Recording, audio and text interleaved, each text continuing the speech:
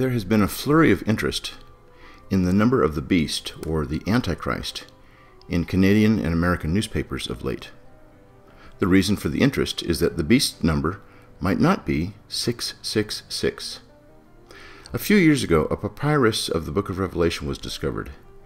This manuscript has been given the designation P115 by the Institute for New Testament Textual Research in Münster, Germany.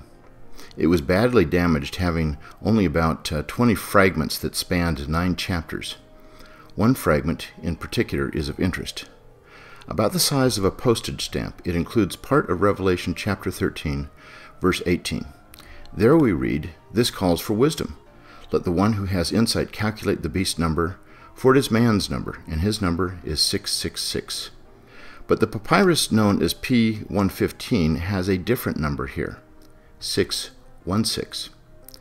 I saw the fragment in 2003 at the Ashmolean Museum of Oxford University, where it is housed. It was published over 6 years ago. Just now it is making its way into popular literature.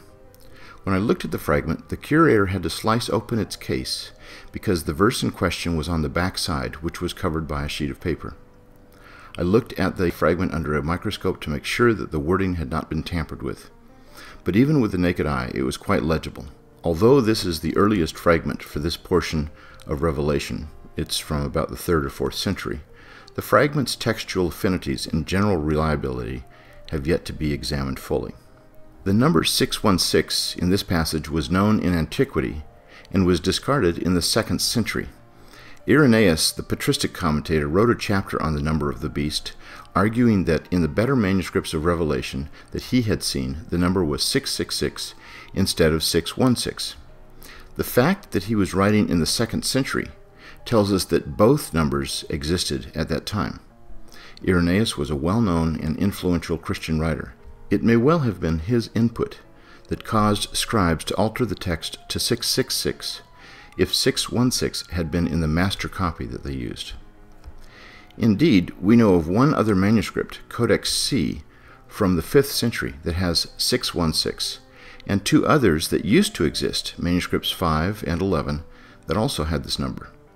Codex C, also known as Ephraemi Rescriptus, is probably the 2nd most important manuscript for the Book of Revelation still in existence.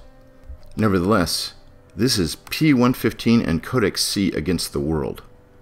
The point I wish to make is that on the one hand, one cannot simply appeal to the earliest manuscripts and assume that the case is settled. Textual criticism is not done in such a simplistic manner. Date is indeed important, but there are several other factors involved. On the other hand, one needs to weigh the manuscripts rather than count them. How important are they overall? Do they contain a good text, or are they full of mistakes and even deliberate alterations?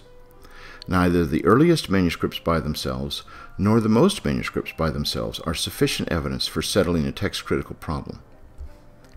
If further research shows 616 to most likely be the number of the beast, it will certainly have interesting implications. In the least, it will send tons of popular Christian literature to the flames.